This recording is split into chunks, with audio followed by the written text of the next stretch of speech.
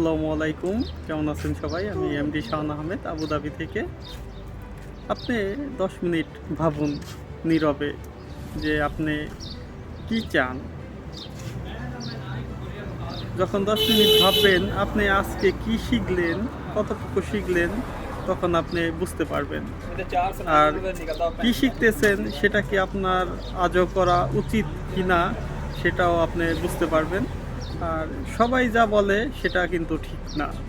আপনি যেটা করতে চান, আপনার মন যেটা চায় সেটা আপনি করুন।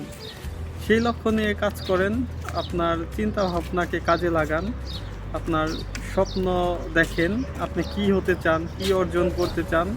সেই লক্ষ্যে যদি আপনি ভাবেন, চিন্তা করেন, আপনার লক্ষ্যে আপনি পৌঁছাতে পারবেন। আপনার চিন্তা ভাবনাকে কাজে লাগিয়ে আপনার লক্ষ্য অর্জন করতে পারবেন। ধন্যবাদ সবাইকে। ভালো থাকবেন, সুস্থ থাকবেন। আল্লাহ হাফেজ।